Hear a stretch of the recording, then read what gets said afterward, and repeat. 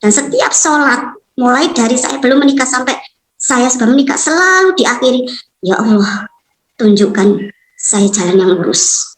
Itu berulang-ulang mulai saya mengenal sholat, saudara, tunjukkan jalan yang lurus. Dan pada saat itu kami berdua hidup berdampingan, meskipun suami Kristen, saya Islam, saya tetap melakukan kewajiban saya untuk sholat. Dan pada saat kami hamil, saudara, ya, pada saat kami hamil, mau melahirkan, setelah hamil kemudian melahirkan. Saat saya melahirkan, hari itu hari Jumat, tahun 92, tanggal 13 November jam 11.15 malam ya, saudara, saya itu tidak lahir-lahir anak saya. Sehari semalam itu tidak lahir-lahir. Kemudian orang tua, nenek saya memberi saya minuman yang dibawakan dari orang pintar, saya minum supaya lahir, tapi tidak lahir-lahir. Akhirnya saya putus asa. Pada saat itu suami di sebelah saya mengatakan, coba kamu sebut nama Yesus, kamu nanti anakmu melahirkan. Pada saat itu saya ragu, saudara. Untuk menyebutkan nama Yesus saja saya sudah alergi, saudara. Inilah dosa saya pada saat itu. Dosa saya. Begitu saya sebut waktu itu, kalau Engkau Tuhan, Juru Selamat manusia, saat ini saya melahirkan, selamatkan saya. Selamatkan saya.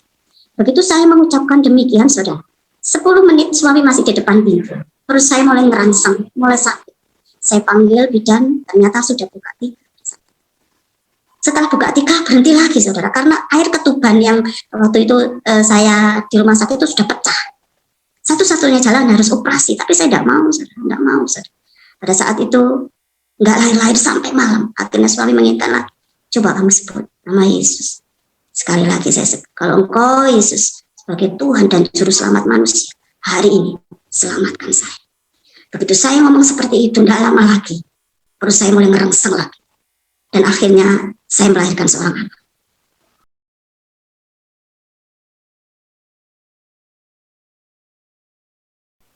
Ya, kami berasal dari Malang, ya. Orang tua kami dari Garut, Jawa Barat, dan kami 5 bersaudara. Dan kami punya latar belakang Muslim yang taat. Keluarga kami memang dididik secara Islam. Dan satu-satunya yang memang lebih taat dan sholatnya itu tepat itu adalah saya. Jadi saya punya 4 adik, semua itu dalam kultur budaya Islam. Saat ini kami mau bersaksi bagaimana cinta kasih Tuhan membawa saya hingga saya mengenal Tuhan lebih dalam lagi. Yaitu saat saya kecil, kami dididik secara Islam, kemudian kami berlima ini juga melakukan sholat, ya, kami juga rajin sekali, terutama saya rajin sholat tahajud, ke pengajian, ya, pokoknya yang berbau agama saya yang dulu saya orang yang paling taat. Nah, saudara yang terkasih dalam Kristus, seiring dengan waktu pada saat itu kami ditinggal orang tua, ya, orang tua saya, ibu saya meninggal dan ibu saya adalah anak tunggal di antara orang tua saya, ya. Karena ibu saya sudah meninggal, maka saya harus menyekolahkan adik saya 4. Jadi tanggung jawab saya sangat besar dan saya diasuh oleh seorang nenek dan kakek pada saat itu. Dan pada saat itu juga kami sangat-sangat menghormati agama saya. Saya benci sekali saat itu dengan orang Kristen, saudara. Awalnya kenapa Tuhan membawa saya hingga saat ini saya benci sekali. Iya, kebencian saya ini saya wujudkan ketika adik saya ini masuk sekolah SMP Kristen, ya. Waktu itu di dalam kamarnya itu ada tulisan I love you Yesus, I love you Yesus. Dan saya robek itu, saudara, kemudian saya bakar, dan yang saya tinggal adalah Alkitab, saudara. Tidak saya robek dan tidak saya bakar. Karena pada saat itu saya juga sekolah di SMP, saudara.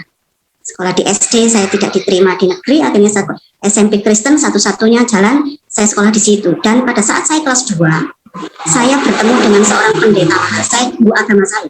Karena nilai-nilai agama Kristen saya bagus, maka saya dipanggil oleh Bapak Pendeta hal ini. Dia mengatakan bahwa, jadi kesini, kamu cocok jadi orang Kristen. Pada saat dia mengatakan saya cocok jadi orang Kristen, 2 hari saya tidak sekolah, dan saya benci sekali sama pendeta saya ini. Tapi nilai-nilainya bagus, ya.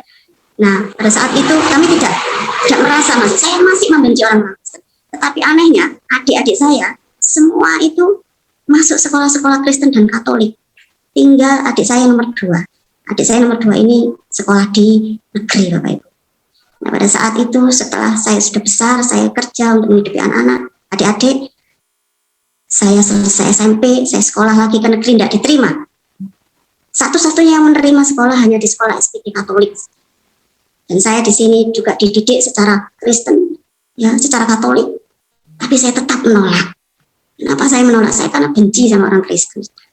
Pada saat itu, ketika saya sudah lulus dari SPG, saya mulai melamar kerja di mana-mana tidak diterima. Hanya ada 2 pekerjaan yang diterima, yaitu asuransi dan yayasan sosial, sekolah luar biasa. 2 ini yang saya pilih adalah sekolah luar biasa, karena di asuransi saya harus membawa kendaraan dan sebagainya. Terpaksa saya masuk di sekolah luar biasa ini, yayasan yang saat itu dikelola oleh seorang Romo, dan saya masuk di situ karena saya punya tanggung jawab untuk menghidupi keempat adik saya, dan saya bertekad adik-adik saya harus sukses. Nah, pada saat itu diterima di SLB itu, saya harus, referensi saya tidak boleh beragama Islam, saudara. Di situ ditulis harus simpatisan. Saya ikuti, saudara. Saya ikuti tulisan simpatisan itu bisa masuk dan kerja. Tapi anehnya, saudara, setelah saya bekerja di situ, setiap Sabtu itu saya dibawa ke kapel. Anak-anak disuruh ke kapel dan guru-guru harus berdoa. Tapi saya tidak mau, saudara. Saya bawa anak-anak ke kapel, saya masuk kamar mandi sampai anak-anak itu selesai. Dan itu terjadi sampai 7 tahun di kamar mandi.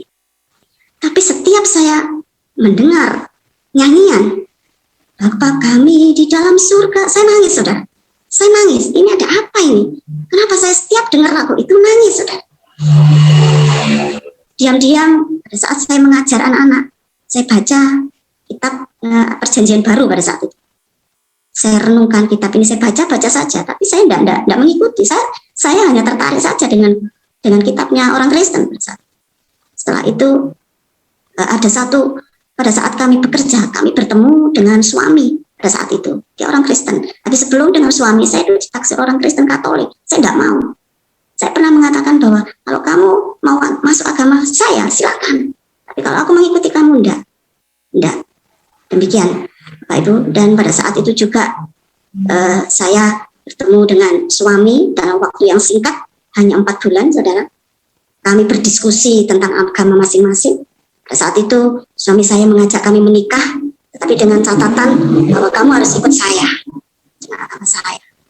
Saat itu ketika kami sudah sepakat oke, ya orang tua oke, kemudian sudah ada lamaran, demikian juga kami mau jenjang kepernikahan, kami cari lembaga yang mau menikahkan secara campuran, jadi agama Islam dan Kristen.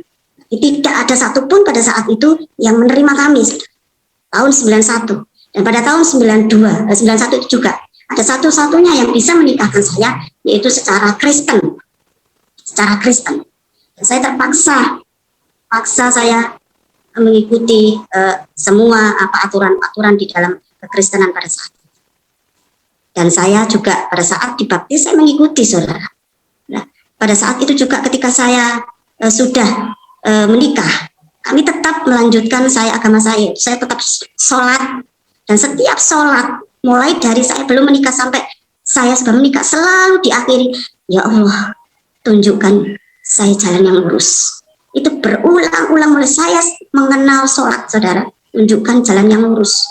Dan pada saat itu kami berdua hidup berdampingan, meskipun suami Kristen, saya Islam, saya tetap melakukan kewajiban saya untuk sholat. Dan pada saat kami hamil, saudara, ya, pada saat kami hamil, mau melahirkan, setelah hamil kemudian melahirkan. Saat saya melahirkan, hari itu hari Jumat, tahun 92, tanggal 13 November jam 11.15 malam, ya, saudara, saya itu tidak lahir-lahir anak saya. Sehari semalam itu tidak lahir-lahir, saudara. Kemudian orang tua, nenek saya memberi saya minuman yang dibawakan dari orang pintar, saya minum supaya lahir, tapi tidak lahir-lahir. Akhirnya saya putus asa. Pada saat itu suami di sebelah saya mengatakan, coba kamu sebut nama Yesus, kamu nanti anakmu melahirkan. Pada saat itu saya ragu, saudara. Untuk menyebutkan nama Yesus saja saya sudah alergi, saudara. Inilah dosa saya pada saat itu. Dosa saya. Begitu saya sebut waktu itu, kalau Engkau Tuhan, Juru Selamat manusia, saat ini saya melahirkan, selamatkan saya. Selamatkan saya. Begitu saya mengucapkan demikian, saudara, 10 menit suami masih di depan pintu. Terus saya mulai merangsang, mulai sakit. Saya panggil bidan, ternyata sudah buka 3. Setelah buka 3 berhenti lagi, saudara, karena air ketuban yang waktu itu saya di rumah sakit itu sudah pecah. Satu-satunya jalan harus operasi, tapi saya tidak mau, saudara, tidak mau, saudara. Pada saat itu nggak lahir-lahir sampai malam. Akhirnya suami mengingatkan lagi, coba kamu sebut nama Yesus.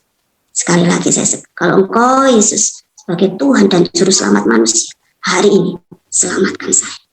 Begitu saya ngomong seperti itu, tidak lama lagi perut saya mulai ngerangsang lagi. Dan akhirnya saya melahirkan seorang anak. Setelah saya melahirkan seorang anak, saudara, saya tetap mengeraskan hati. Saya tetap sholat, saya tetap taraweh, saya tetap ikut Idul Fitri, dan saya melakukan agama saya yang dahulu. Saya tetap melakukan seperti itu. Dan Tuhan mengajar anaknya melalui berbagai macam cara, saudara. Pada saat itu, anak saya usia 4 bulan, saya kehabisan uang.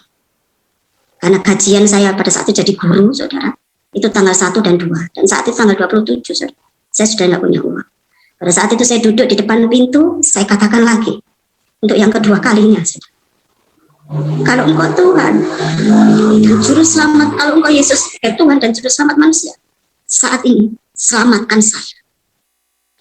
Begitu saya ngomong seperti itu, saudara, selang beberapa jam, ibu mertua saya yang jauh dari tempat kami, karena kami kontrak di daerah Kota Malang, ibu saya ada di luar Kota Malang, itu tiba-tiba datang, saudara, mengasihkan saya uang, hanya mengasihkan uang pada saat itu. Uangnya saya lihat 40.000 zaman itu, waktu itu waktu itu saya menangis, saudara. Saya menangis, kemudian saya dalam hati mengatakan, ternyata Engkau ada, Tuhan Yesus, ternyata Tuhan. Begitu juga waktu itu saya langsung, hati saya bergetar, saudara.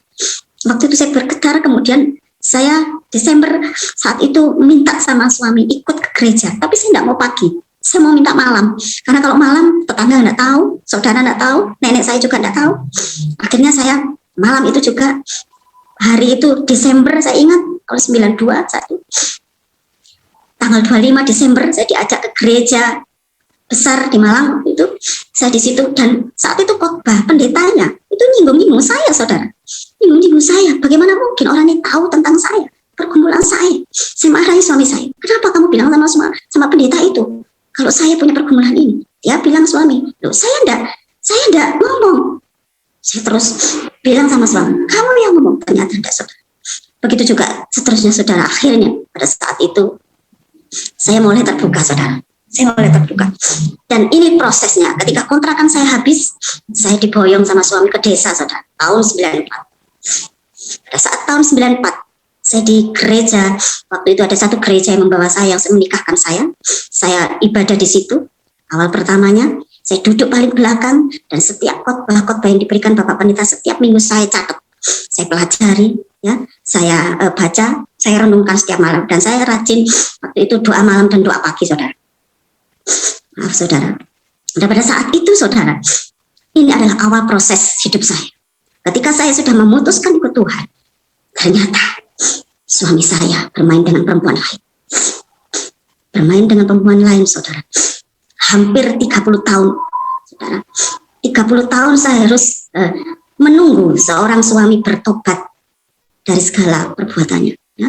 Tidak hanya satu wanita, saudara, tapi banyak wanita. Dan wanita itu semua baik dengan saya, saudara. Nah, dalam waktu 30 tahun itu banyak sekali kejadian yang saya alami, saudara. Waktu itu, ya. Ketika itu SD, anak saya sudah lulus, saya bilang, kapan kamu bertobat? Nanti anakmu lulus SD. Kapan kamu bertobat? Nanti SMP lulus. Kapan kamu bertobat? Nanti lulus SMP. Sampai lulus perguruan tinggi, kapan kamu bertobat? Saya belum siap. Akhirnya, saudara, pada saat itu, karena saya bekerja waktu itu buka usaha salon, ada seorang yang datang kepada saya pada saat itu, memberitahukan tentang suami saya dengan seseorang. Saya bilang kepada suami, kamu dicari seseorang ini. Dan saat itu juga suami mengambil keputusan 3 hari tidak tidur, saudara. Dan hari itu juga dia mengatakan ingin bertobat. Tapi waktu itu pertobatannya bukan pertobatan sungguh-sungguh, saudara. Pertobatannya tidak sungguh-sungguh, masih melakukan hal yang sama. Pada saat itu juga selama 30 tahun itu tuh banyak sekali perkara-perkara yang saya alami. Ya, saya harus dikucilkan ya sama saudara, orang tua, nenek ya. Pada saat itu kami tetap bertahan karena Tuhan Yesus. Pada saat itu juga saudara, pada saat suami saya mengalami hal seperti itu, ya, kami ada seorang yang mengatakan, kamu itu hanya punya anak satu, kamu bosan ya, gak punya anak. Saya benar-benar kecewa. Saya minta sama Tuhan, Tuhan kalau kau izinkan aku punya anak, berikan sama aku. Tetapi waktu itu tidak diberikan oleh Tuhan, sampai saya usia 46, saudara. Akhirnya pada saat usia 46, saya baru hamil untuk yang kedua. Dan saya menikah umur 26, saudara. 26 menikah, 46 baru saya punya anak yang kedua. Itu pun dengan proses yang panjang, saudara. Jadi ketika pada saat itu saya ikut KKR, dan ada seorang hamba Tuhan mengatakan, apakah yang ibu pergumulkan, apakah boleh saya mempunyai anak laki? Boleh, katanya. Mau, saya doakan, mau. Ketika didoakan, saya imani, saudara. Ketika ada siapapun hamba Tuhan yang mengatakan bahwa saat ini rahimmu diberkati, saya tumpang tangan di perut saya. Karena saya menginginkan anak yang kedua. Akhirnya, saudara, pada saat itu bulan Agustus, tanggal 28, saudara, saya hamil yang kedua. Hamil yang kedua. Suami tidak percaya, saudara. Saya periksa ke dokter, suami tidak percaya. Teman-teman pelayan juga tidak percaya. Akhirnya saya tes, tetap saya hamil, saudara. Pada saat hamil itulah, saudara, kami juga mengalami suatu problema, saudara. Pada saat hamil, kami saat itu benar-benar kondisi kami dalam kondisi yang paling bawah. Dan saya katakan, kalau engkau memberikan aku seorang anak hari itu, tolong aku Tuhan. Saya begitu luar biasanya. Pada saat itu saya harus operasi karena usia saya sudah 46, dan operasinya hanya berjalan 10 menit, saudara. Karena pada saat itu belum waktunya saya minta dioperasi. Dan setelah operasi, saya hanya taruh KTP, saudara, waktu itu. Ya, ada beberapa teman yang saat itu menolong saya, dan saat itu juga saya mengatakan kepada suami, ini adalah berkat Tuhan yang luar biasa. Ini adalah anak pemberian Tuhan. Saya bilang itu ke suami. Tapi suami pada saat itu juga hidupnya masih belum benar-benar mengenal Tuhan. Meskipun dia mulai kecil Kristen, dia belum mengenal Tuhan. Nah, pada saat itu juga saya begitu sakit ya. Tapi satu hal dari prinsip hidup saya tetap mengasihi, mengampuni, dan melupakan. Jadi setiap dia melakukan menyakiti hati saya katakan, saya harus mengampuni kamu, saya harus mengasihi kamu, dan saya harus melupakan kejadian yang kamu alami terhadap memberikan sakit hati sama saya. Itu berulang-ulang beberapa tahun, itu prinsip itu saya terapkan dalam hati saya. Akhirnya setiap apa yang dilakukan saya enjoy, saya merasa tenang karena Tuhan ada di dalam hati saya. Nah, saudara yang terkasih dalam Kristus, pada saat itu ketika itu suami ada satu kejadian ya, waktu itu suami malam-malam ya tidak bisa kencing, saudara, tidak bisa kencing. Saya pada saat itu kondisi hamil, anak saya hamil 7 bulan, tidak bisa kencing, saudara. Malam jam 12 malam tidak bisa kencing. Saya pikir gini, kalau seandainya saya pada saat itu ke puskesmas, Tuhan, saya kondisi saya hamil, saya harus menunggu suami, saya tidak ada siapa-siapa, apa yang harus saya lakukan?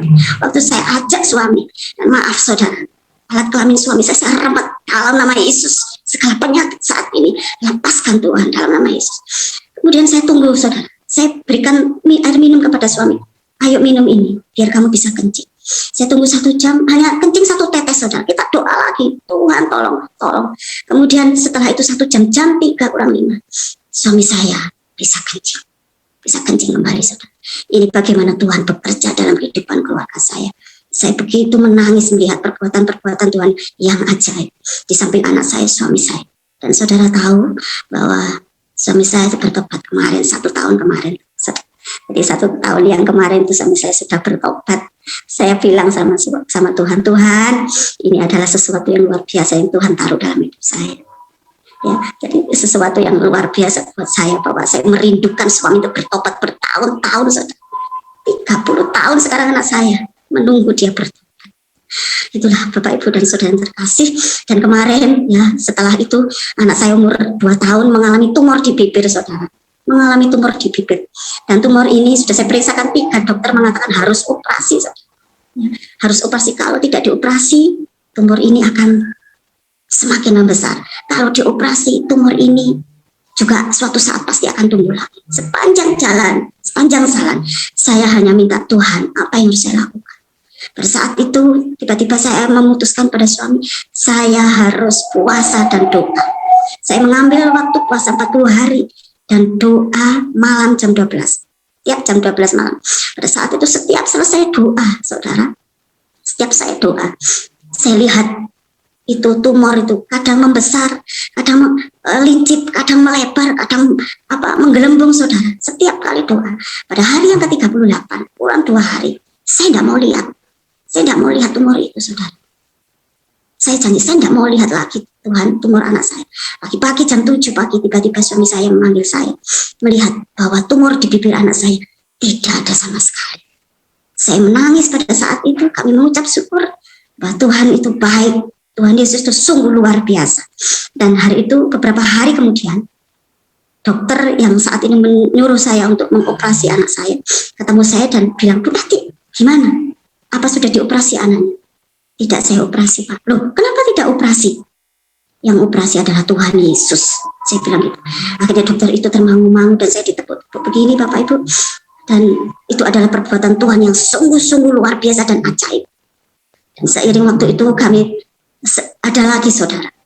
Anak saya yang bekerja di Surabaya pada saat itu. Dia bekerja di suatu perusahaan. Perusahaan yang saat itu membawa beberapa karyawan. Ya, saudara, ada salah satu karyawannya yang suka sama anak saya ini, saudara. Ya, jadi suka sekali sama anak saya ini. Tapi anak saya kurang respon. Saat itu cerita sama saya. Setiap malam anak saya memang telepon, kita berdoa. Ya, sebisa-bisanya saya berdoa. Saya tidak terlalu pintar untuk berdoa. Nah, waktu itu anak saya karena lengah, lengah. Dia makan, ya, makan makanan yang disodorkan waktu rapat. Makanan itu sudah dibuka. Jadi dia telepon sore pada saya. Bu, makanannya pada saat itu, Pak, makanan rapat tadi kok sudah dibuka ya? Loh, hati-hati loh, saya bilang gitu. Terus besoknya saya telepon lagi, gimana? Aman? Loh, kok aman? Saya bilang gitu. Iya, aman. Karena saya tahu, saudara, bahwa anak saya itu sudah linglung, sudah diguna-gunai pada saat itu. Tahunya dari mana? Dari salah satu karyawannya itu beritahu anak saya, bahwa anak saya itu sudah diguna-gunai, dicarikan di suatu tempat, saudara.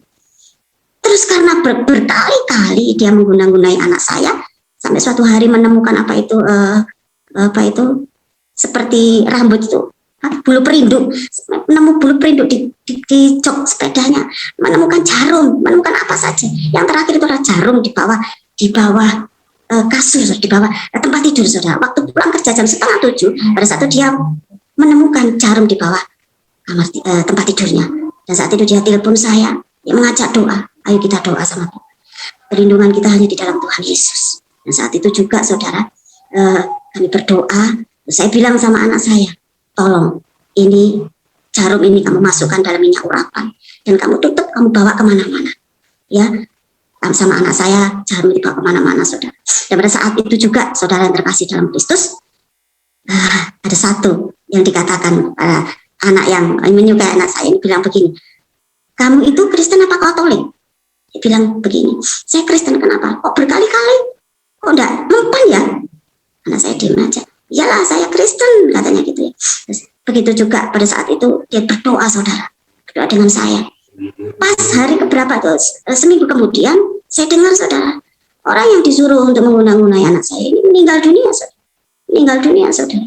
Dan saat itu juga kami berdua menangis satu keluarga. Bagaimana cinta kasih Tuhan, kemurahan Tuhan dinyatakan dalam keluarga kami. Itu, saudara. Jadi anak saya ini mengalami linglung 9 bulan. Hampir 9 bulan, saudara. Saat itu dia bekerja, setiap hari dia telepon saya. Nah, itu yang terjadi, saudara.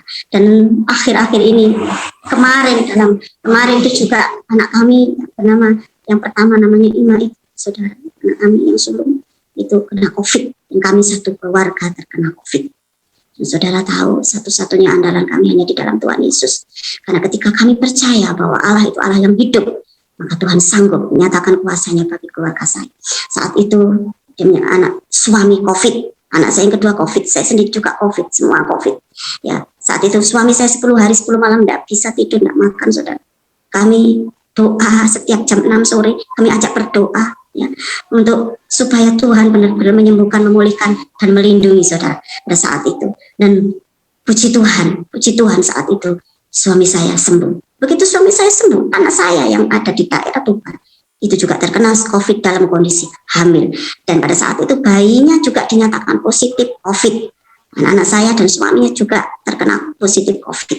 Dan hari yang keempat, kalau tidak salah hari kelima, saya telepon, saya minta untuk pulang paksa dari kantor, dari rumah sakit. Karena apa saudara? Dia selalu merasa sesak. Ketika dia meminum obatnya, dia sesak. Saya minta paksa untuk pulang dan saya rawat.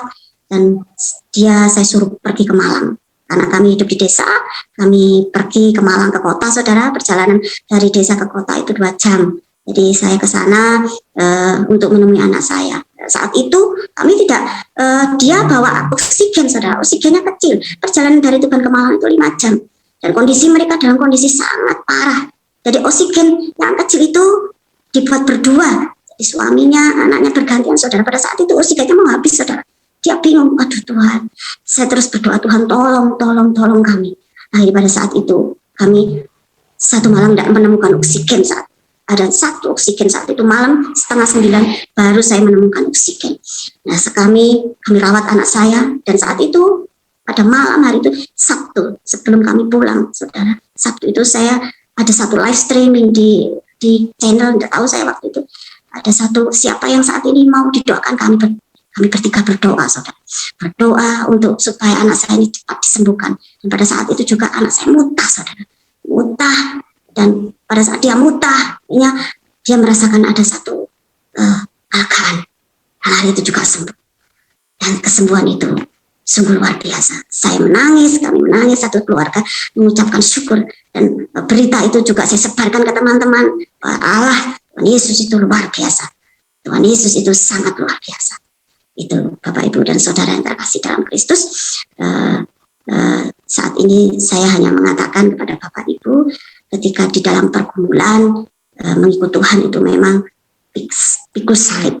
Ya, apapun kondisi saat ini, baik dalam rumah tangga masih baru ataupun sudah lama, yang terpenting adalah 3 hal: mengampuni, mengasihi, dan melupakan. Ketika itu terjadi dalam hati kita, ya, saudara, kita akan menjadi lega, saudara. Ya. Oh iya, Bapak Ibu dan Saudara terkasih dalam Kristus. Yang belum saya sampaikan adalah pertemuan saya dengan Tuhan. Ini adalah pertemuan saya dengan Tuhan pada saat malam ketika saya doa, ya.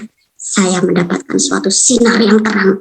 Dan sinar itu bukan sinar lampu, saudara. Sinar itu benar-benar sinar yang terang dan meneduhkan. 2 kali saya mengalami ini. Dan ketika saya berdoa, saya mau menegakkan ke atas, tidak bisa, saudara. Mata saya mau melek, tidak bisa, saudara. Tapi yang saya rasakan adalah ketenangan pada saat itu. Ya, saudara yang terkasih dalam Kristus. Yang kedua, yaitu ketika saya mendapatkan bola-bola api. Saat itu ada bola-bola api. Pada saat saya berdoa ada bola-bola di depan saya. Dan Tuhan pada saat itu menyatakan kuasanya dalam hidup saya. Hari itu juga, saudara, karena saya waktu itu buka usaha salon, ya saudara, banyak sekali pelanggan-pelanggan saya datang pada saat itu. Setelah saya mendapatkan sinar itu, ya saudara, itu saja Bapak Ibu dan Saudara yang terkasih dalam Kristus. Kesaksian saya ini ialah boleh menjadi berkat, boleh menjadi Bapak Ibu sebagai kekuatan di dalam mengiring Tuhan. Memang ya Bapak Ibu, itu Bapak sedikit kesaksian saya. Baik, wow, ya luar biasa Ibu Eti ya, kesaksiannya sungguh memberkati kita semua. Kita berikan kemuliaan bagi Tuhan Yesus. Ya, wow, luar biasa ya, Ibu orang yang sabar, benar-benar sabar ya. Sebentar ada suara Doki. Iya Pak. Iya, dari Pak. doa ya, Ibu orang yang taat. Ibu orang yang taat, sempat membenci, bahkan sempat merobek stiker itu ya, yang bertulisan apa Bu tadi? I love Jesus atau I love you Jesus. Oke, I love you Jesus ya. Cinta Yesus, Tetapi tidak tapi dengan itu adik. Alkitab. Iya, luar biasa adik ya. Saya mengikut. Jadi yang mengikut saya itu adik saya nomor 3. Ya, adik saya nomor 3 sudah ikut Ibu juga ya? Sudah. Ikut Tuhan Yesus. Nenek saya pada luar saat biasa, puji Tuhan. juga sudah. Ya, Pak. Ya, dahsyat ya. Diberikan kemuliaan bagi Tuhan Yesus. Amin. Nah, Amin. ternyata ya dari proses yang panjang itu, akhirnya kadang-kadang memang Tuhan punya cara tersendiri yang manusia tidak bisa selami. ibu pada waktu itu kalau tidak mengalami pergumulan ketika mau melahirkan, mungkin ibu belum percaya. Karena ibu orang yang taat, orang yang mengerti mungkin, orang yang paham. Iya. Tetapi ketika ada di satu titik ya, ketika nyawa kita di ujung tanduk, inilah di saat kita membuktikan siapa itu Tuhan. Tidak bisa menggunakan kepintaran kita, tidak bisa menggunakan gelar kita, tidak bisa menggunakan jabatan kita hanya bisa berdoa. Dan di sini akan terbukti seperti yang ibu alami ya. Tuhan jawab doa ibu. Saya ingin berbagi dalam satu Alkitab di Matius 7 ayat 7 sampai 8. Ya, kayaknya kurang terasa lengkap begitu ya kalau tanpa firman Tuhan. Izinkan saya untuk membagi satu saja firman Tuhan ya. Dalam Matius 7 ayat 7 sampai 8. Mintalah, maka akan diberikan kepadamu. Carilah, maka kamu akan mendapat. Ketoklah, maka pintu akan dibukakan bagimu. Karena setiap orang yang meminta, menerima, dan setiap orang yang mencari, mendapat, dan setiap orang yang mengetok, baginya pintu dibukakan. Luar biasa ibu ya. Kalau ibu benar-benar waktu itu benar mencari ya, bertanya kepada Tuhan, kalau engkau benar Tuhan ya, maka selamatkanlah aku. Ya, ibu mencari, ibu berdoa pada waktu itu, ibu ingin mengalami Tuhan yang sejati, Tuhan yang benar. Dan Tuhan tunjukkan kuasanya. Tapi ternyata belum juga ibu langsung percaya, masih mengeraskan hati. Tetapi dari beberapa proses mujizat yang terjadi sampai suami, saya kagum dengan ibu ya. 30 tahun kok ibu bisa sabar. Dan saat ini saya yakin dan percaya, orang yang hidup dalam Kristus pasti melepas segala terpahit dan pengampunan.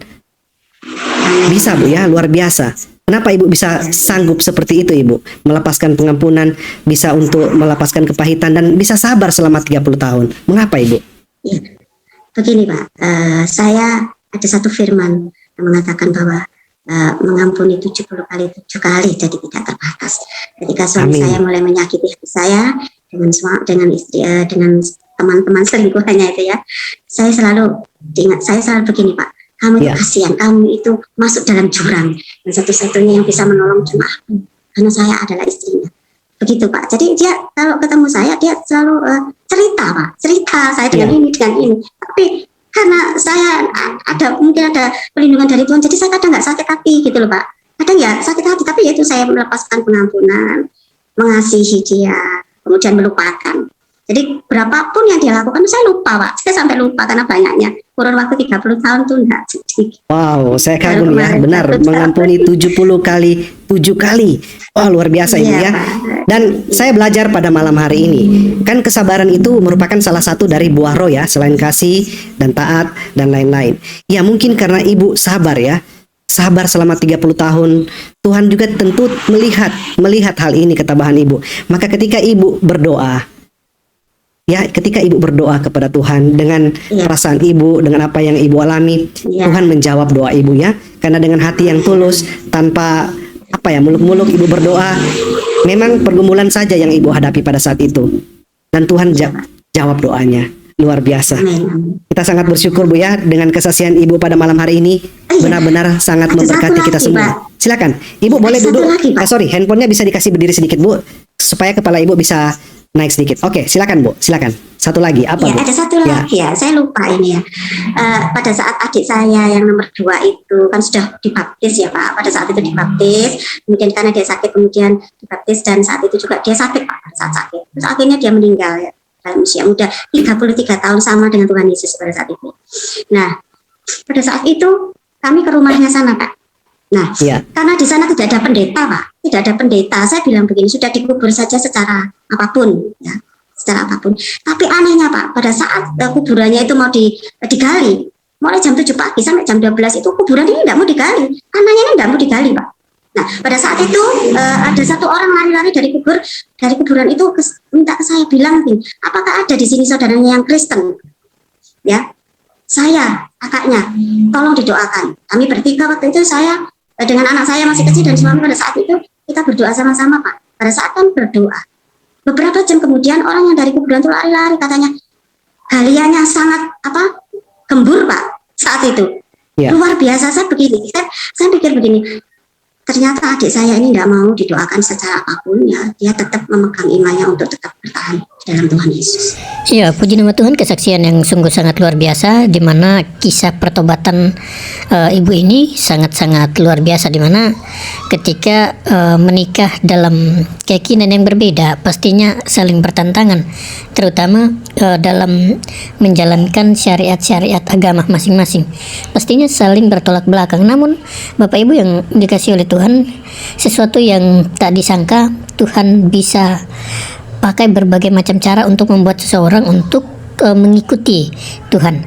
Nah, seperti yang kita sudah dengar bersama dalam kisah atau dalam kesaksiannya tadi, dalam perjalanan kehidupannya menjalani agama selalu selalu akhiri dengan doa keyakinan lamanya.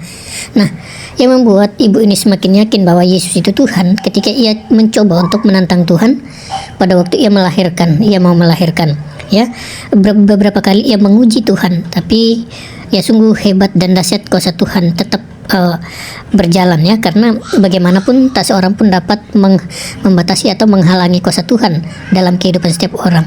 Dan di saat ia melahirkan, disitulah ia mulai mengalami kuasa-kuasa dan mujizat-mujizat Tuhan yang tadinya tidak bisa kesulitan dalam melahirkan. Akhirnya ketika ia tantang Tuhan, membuktikan bahwa dia adalah Tuhan, disitulah kuasa mujizat terjadi.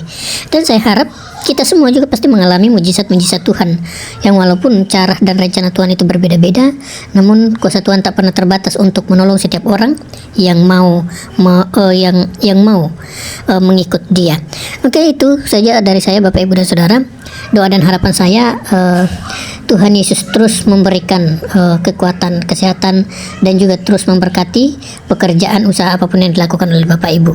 Dan satu firman Tuhan tadi sudah dibacakan oleh narasumber tadi, ya, dari Matius pasal 7. Matius pasal 7 ayatnya yang ke-7, ya Bapak Ibu, ya. Di sana dikatakan, mintalah maka akan diberikan kepadamu, carilah maka kamu akan mendapat, ketoklah maka pintu akan dibukakan bagimu. Karena setiap orang yang meminta menerima, dan setiap orang yang mencari mendapat, dan setiap orang yang mengetok baginya pintu dibukakan. Ayatnya yang ke-9, adakah seorang daripadamu yang memberi batu kepada anaknya jika ia meminta roti? Atau memberi ular jika ia meminta ikan? Ayat 11, jadi jika kamu yang jahat tahu memberi pemberian yang baik kepada anak-anakmu, apalagi Bapamu yang di surga, Ia akan memberikan yang baik kepada mereka yang meminta kepadanya. Ya, jadi Bapak Ibu, ini mengenai hal pengabulan doa, di mana ya dalam pergumulan tadi ibu ketika Murtadin ini ketika ia mencoba menantang Tuhan, membuktikan, maka semuanya itu Tuhan memberikan apa yang diminta. Tuhan kabulkan semua permintaan-permintaannya. Ya, itu saja dari saya. Kiranya Tuhan Yesus memberkati kita semua. Salam damai sejahtera. Shalom.